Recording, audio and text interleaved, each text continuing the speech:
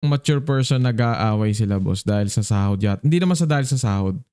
Parang ang point dito, bayaran kasing vlogger to ng politika. Tapos parang wala na siyang may i-rebut dito kay Kayo. Parang in-open up na lang yung sahod dito sa YouTube. Parang sabi niya 15k ka lang. Pero nakakatawa boss. Nakakatawa panoorin. Entertaining panoorin sa akin yung dalawang mama na nag-aaway dahil sa walang kwentang bagay. Sa akin walang kwentang bagay yun boss. Kasi kahit sabihin nating bayaran to or hindi naman natin mababago na yung Pilipinas pre. Kahit bawasan mo, tanggalin mo lahat sa picture ngayon, lahat ng bayaran na vlogger.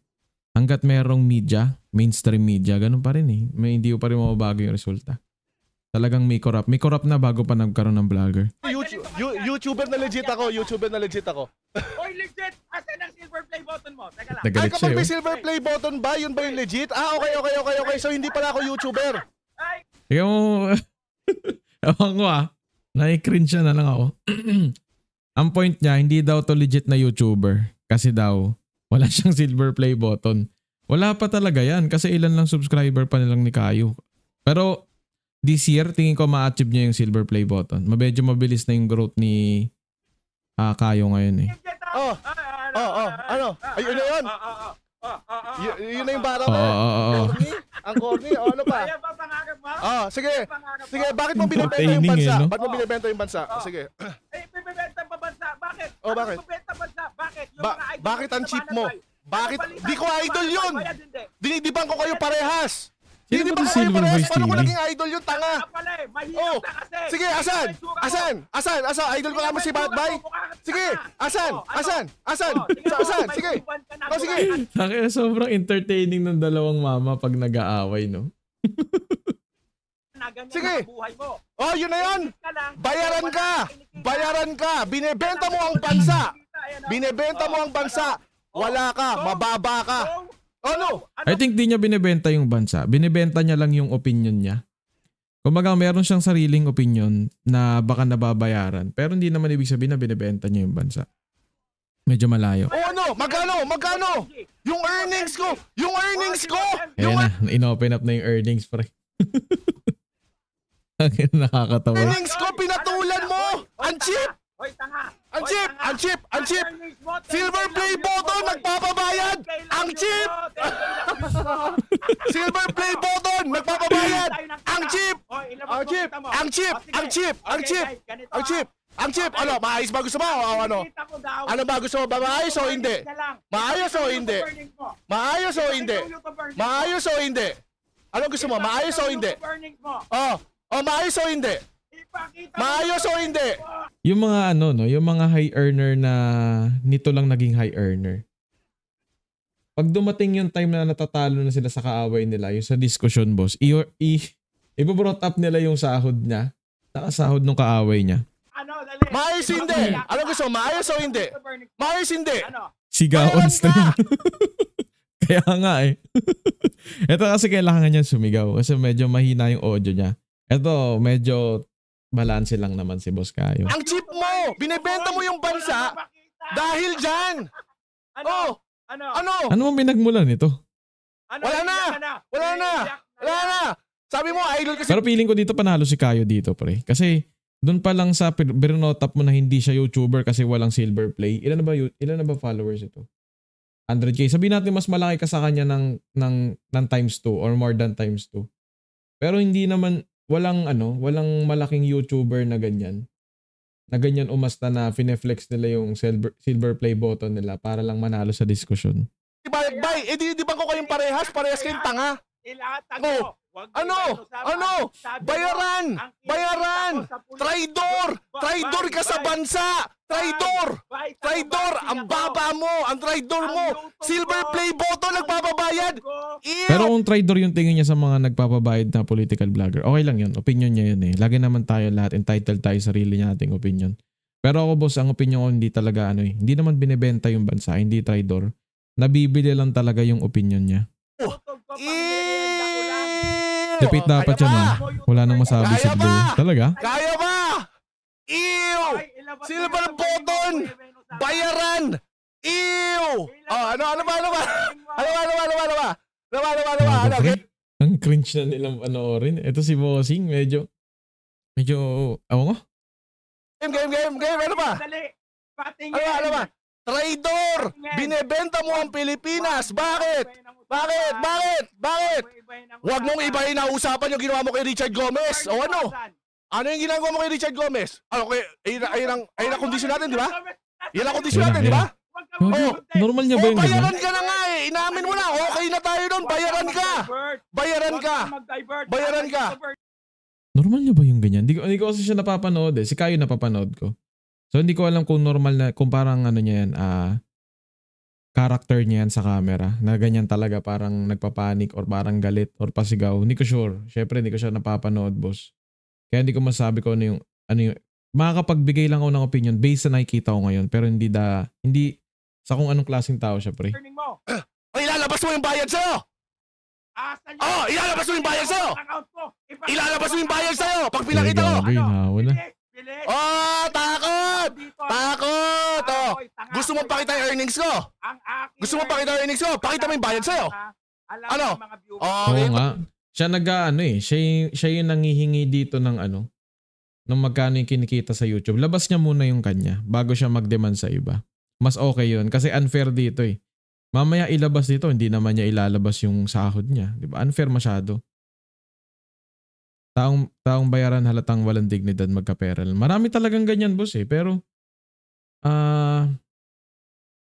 pera kasi talaga, boss eh. Kahit naman mga artista, nababayaran din. Matik ba yun na wala silang dignidad? Kaya si Coco Martin, sobrang yaman. Tingin ko naman, boss, meron siya kasing baka meron kasing mga tao na saktong nababayaran sila ng mga taong gusto nilang supportahan from the start. Kumbaga, for example, gusto mo supportahan si Duterte. Hindi ka man bayaran ni Duterte, susuportahan mo siya. Kumbaga, additional payment mo na lang na binabayaran ka na ngayon. Pero susuportahan mo si Duterte. Pero example lang yun, boss. Hindi ko naman sinasabing kay Duterte meron. Example lang. Tama na, sinasabi ko sa iyo eh. Ano? Papakita mo earnings ko. Pakita mo bayad sa'yo. Takot! Baka yariin ka ng DDS, no? Yariin ka ng DDS, no? Lasas ni Kayo, pre. Silver button, bayaran, takot pa! Ano? Sabi mo, di ba? Pero sa ganyan ko, saludo kay Kayo sa ganyan. Hindi talaga kalakihan kita ng ad sa YouTube. Kung sa YouTube ka lang magre-rely ng income, maliit talaga. Pero para i-risk yung safety niya and magkaroon ng kaaway para lang itama yung mga tingin niyang mali, mahirap yun, bossing. Magkano lang kikitain tapos magkakaroon ka pang kaaway. Kaya sobrang tapang din talaga ni Kayo. Papakita ko, di ba? Pakita ko. Sige, papakita ko. Papakita mo yung bayad sa'yo. Pag nawala to, bigla nyo ma-appreciate yung ginagawa ni Kayo. Lalo na kapag napanindigan niya hanggang huli na hindi siya nagpapabayad na vlogger. Sobrang laki nun. Papakita mo yung bayad sa'yo. Oo nga eh. Oo nga eh. Papakita mo yung bayad sa'yo. Sa kabinaya. Gago, pre. Okay lang kaya siya? Parang okay lang kaya to? Sa'yo. Oo nga eh. Oo nga eh. Papakita mo yung bayad sa'yo. Sa kabinayaran. Wala ba siyang kasama sa bahay? Grabe na yung sigaw niya po siya, nakakatakot naman, pre. Baka takihin to. Huwag naman sana, bossing. Oo nga eh. Oo nga eh. Papakita mo yung bayad sa'yo. Sa kabinayaran. Sige. Sa kabinayaran. Sa kabinayaran. Galing sa'yo. O dali, ipakita mo. Sa kabinayaran. Ipakita mo. Hindi, dodouble kosin mo ako. Unfair kasi kay Kayo eh. Pustahan tayo. Ano? Malaki na 15 mil sa'yo, tanga. Ano? Papakita mo nga yung bayad sa'yo. Oy, ikaw nag-offer. Wag mo na ibalik. Sorry, boss. Anong guarantee ko? Napapakita mo yung bayad sa'yo. Okay, ganito yan. Wala. Okay. So normal niya pala. Okay. Sa mga tao mong bayaran, walang tiwalang dapat binibigay sa'yo. Okay? Paano mo papatunayan ngayon sa papakita mo pag pinakita ko? Diversionary tactics. Oo nga, no, may point. Paano mo may point nga? talaga yung ganun. Papakita mo ba o hindi? Pero nakakatakot yung ganun. Paano kami makakasiguro? Diversionary tactics. Paano kami makakasiguro? Wala kang pera. Paano kami makakasiguro? No, gago, pre. Minamaliit niya na yung pagkatao nito. Wala kang pera. Ano? Wala kang pera. Paano kami makakasiguro na papakita mo? Nasa on track pa siya, boss eh. Lagi niyang nire-respondehan lang or nire-reply yung gusto nito, which is yun nga, pakita yung sahod. Ngayon, hiningilan din naman yung sahod niya. Pakita mo, ganyan. Ngayon, ang pinapakita, wala kang pera. Paano? Wala kang Oh, pera. paano nga? Oh, ano? Paano nga? Asan ang earnings mo? Pakita mo. Teka! Paano nga namin malalaman? Ipapakita mo yung sa'yo. Dali. Oh. Nag-e-edit na, oh. Oh. Nag-e-edit na. Yung analytics ng YouTube mo. Pakita mo. Hindi na! AdSense pa mismo! Gusto mo? Oh! Bilisan mo, pakita mo. Ay, paano nga? Ito na, nakahanda na yung ano ko, AdSense ko. Paano mo ipapakita yun sa'yo? Paano mo ipapakita sa'yo? Paano kabila? Bank account nga pala, no? Rekta, no? Rekta, bank account, rekta. Alam ko, rekta bank account. O, sige.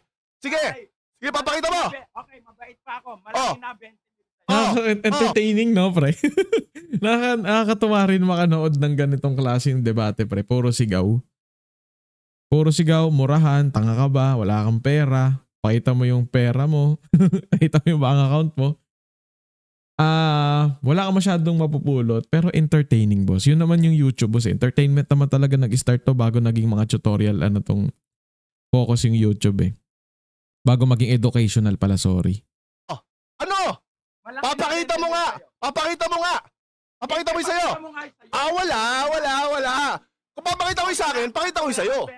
Oh, ha? Wala kang pera, no? Excited ako paano to tatigil, boss. Parang gusto ko malaman kung paano sila tumigil. Kasi kaya nilang magpatuloy ng ganito lang yung sinasabi, eh. Oh, ganito.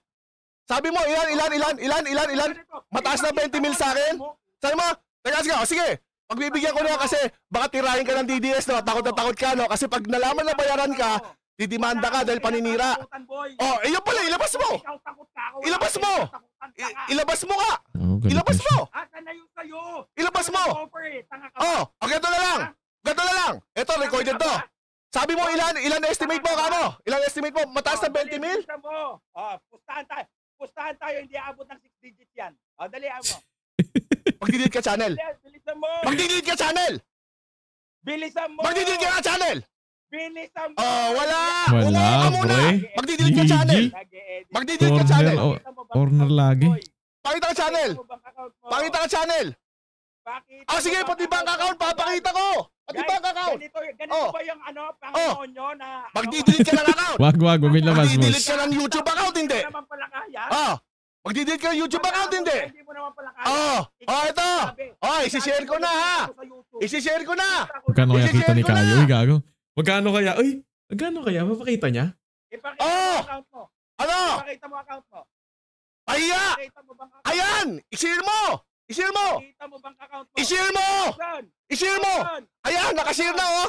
Nakashare na! Ano yan? Uy, gago, ang laki. Ba't ang laki nung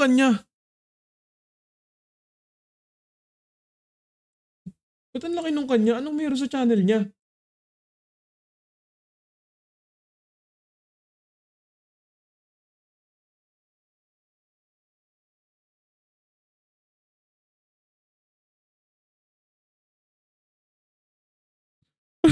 Ba't ang laki ng sahod ni Kayo? Ang daya mo, Kayo, ah. O baka sabihin nyo, inspect element, pare. O isa pa, baka sabihin nyo, inspect element, eh. Gago, ang laki ng sahod ni Kayo, pre. Tumaas pa yan, pre. Ang normal niyan, 7 to 12K.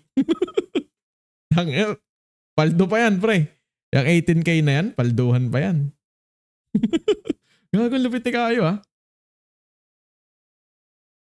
Asan? Ano yan? Asan? December 1 to 25. Ano? Pahiya ka! Bobo! Bayaran! Wala kang kwentang tao! December 1 to 20. Ikaw, o nga, no? Ano? Wala, bayaran ka! O ano? Pahiya konti! Gago, GG siya kay Kayo, pre. Pinakita rin yung sahod. Sobrang entertaining nung ganong away, no? Pag nag-away ulit sila, papanoorin ulit natin. Pero kung ako doon, boss, maling-mali na i-flex mo na yung silver play button mo sa iba or sabihin na mas YouTuber ka sa kanila. Pakita mo rin yung sahod.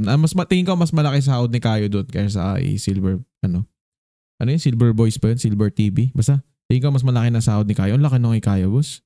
Congrats agad, bossing Kayo.